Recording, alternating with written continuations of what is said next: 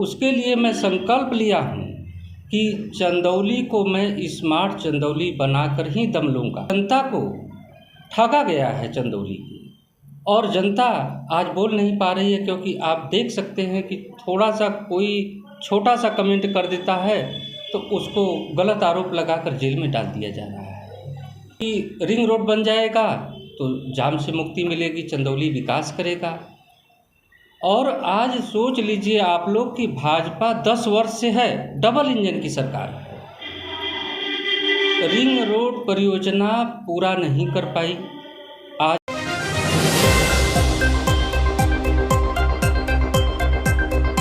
प्रसिद्ध अखबार बिंदु प्रकाश के संपादक भारतेंदु तिवारी भी उतर गए हैं चुनावी मैदान में। 2024 लोकसभा चुनाव में संपादक भारतेंदु तिवारी लोक पार्टी से चंदौली लोकसभा प्रत्याशी हैं।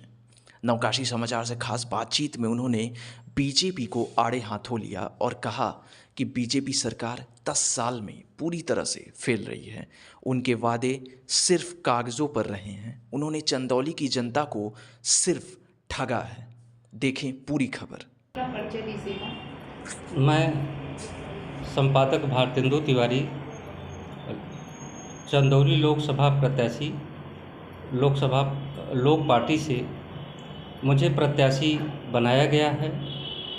और मैं तो पहले आप सभी मीडिया बंधुओं को धन्यवाद देना चाहता हूं कि आप लोगों से मुझे मिलने का मौका मिला, क्योंकि मुझे कई सारी बातें अपने चंदौली ज़िले की बतानी है, ताकि ये बातें जनता के बीच में जाए और सरकार के बीच में भी पहुँचे। आप चुनाव के लिए मैदान में आ गए, मुद्दे क्या नहीं आपके? मैं तो पहले ये चाहता हूँ कि जो हमारे पुराने मुख्य मुद्दे थे, पहले उस पर मैं बात करूँ कि बिजली, सड़क और पानी, ये 3 मूलभूत सुविधाएं हमारे चंदौली ज़िले के जनता के लिए बहुत ज़रूरी है, जो आज तक किसी सरकार ने पूरा नहीं कर पाया। आप लोग खुद जाकर देख सकते हैं कि आज भी चंदौली ज़िले के तमाम रोड रास्तों पर आने जाने लायक एकदम नहीं है, और कई घरों में तो पानी की भी व्यवस्था नहीं है। और बिजली कनेक्शन के नाम पर लोग कहते हैं कि बिजली घर घर में पहुंची है, आज भी वहां पे कई घर ऐसे मिलेंगे आप लोगों को जहां बिजली पहुंची ही नहीं। और इस कारण जनता बहुत दुखी है कि कहते हैं कि सरकार सारी जनता की समस्याएं दूर कर रही हैं, लेकिन ये धरातल पर जब आप लोग जाकर देखेंगे सच्चाई, तो सामने खुद आप लोगों के सामने आ सकता है। आप चुनाव की तैयारी कर रहे हैं, लेकिन प्रचार प्रसार जो आपका होगा, जनता आपसे, आप जनता से कब मुखातिब होंगे?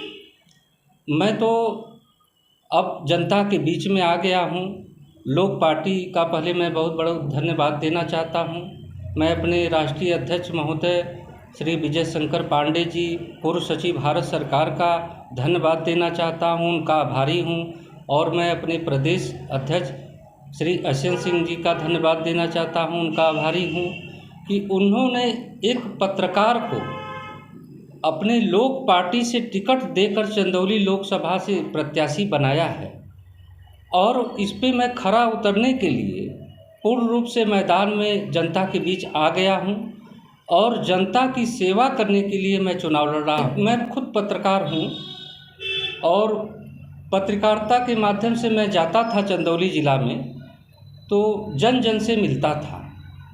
तो कहीं मड़ई में कोई रह रहा है, कहीं किसी के घर में चूल्हा नहीं जल रहा है, किसी के दरवाजे तक रोड रास्ते नहीं हैं, मतलब तमाम प्रकार की समस्याएं चंदौली वासियों के पास है, लेकिन वो बोल नहीं पा रहे हैं। इसलिए नहीं बोल पा रहे हैं कि जो भी प्रतिनिधि वहाँ चुने गए पूर्व में, वो सिर्फ चुनाव जब आता है तो ये लोग आते हैं, जनता को भ्रमित करके वोट लेकर और वादा करके जाते हैं चंदौली वासियों से कि मैं चंदौली को स्मार्ट चंदौली बनाऊंगा।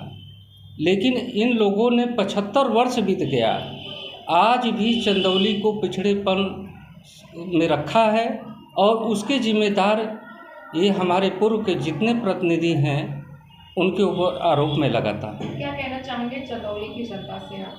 मैं चंदौली की जनता से, अपने माताओं से, बहनों से, अपने बड़े भाइयों से, छोटे भाइयों से एवं युवा नौजवान भाइयों से मैं निवेदन करना चाहता हूँ कि आप लोग एक पढ़े लिखे पत्रकार भाई, आप लोगों के सामने टिकट मिला है, चुनाव मैदान में आया है, उतरा है, तो एक मौका मुझे भी दीजिए और देखिए कि कैसे विकास की गंगा चंदौली में बहाई जाएगी।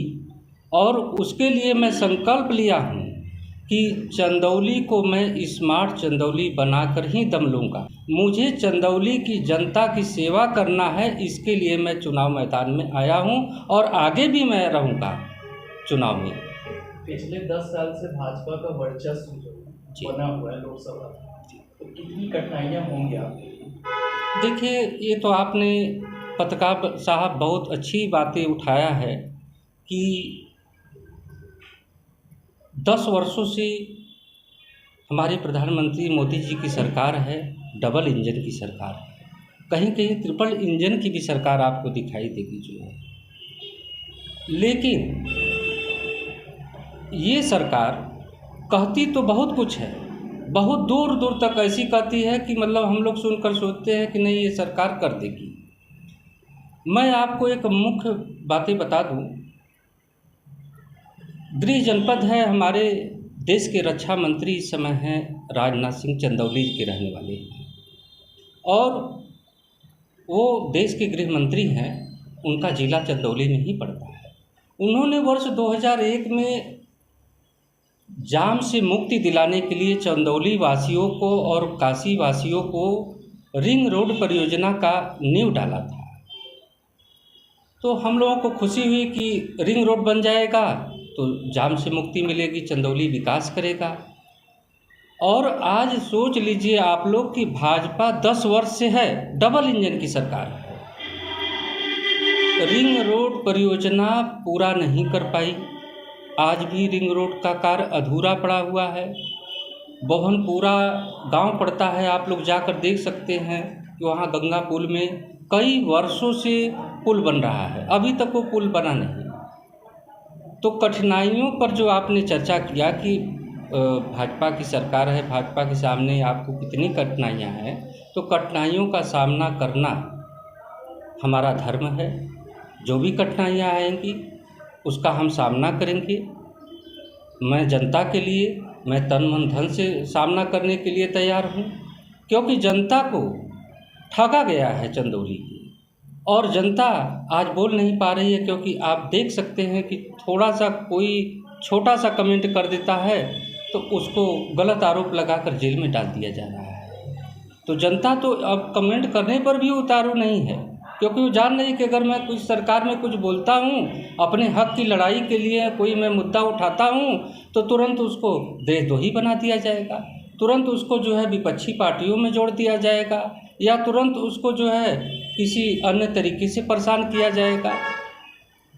तो भाजपा सरकार पूर्ण रूप से हर चीज़ को जानकर भी अनजान बनी हुई है और विकास के मुद्दे पर पूर्ण रूप से फेल है। और उसका उदाहरण आप लोग देखना चाहते हैं तो आप लोग मेरे साथ चलिए। चंदौली में कितने घरों में बिजली नहीं है, कितने घरों में पानी नहीं है, कहाँ कहाँ रोड रास्ते नहीं हैं, मैं आप लोगों को दिखाने के लिए तैयार हूँ। और आप लोगों से मैं वादा करता हूँ कि इस बार मैं चुनाव में आप लोगों के साथ चल के सारी समस्याएं चंदौली की जनता का आप लोगों को अवगत कराऊंगा। शहरी जन की आवाज़ नौकाही समाचार, ऐसे तमाम खबरों के लिए बने रहिए हमारे साथ।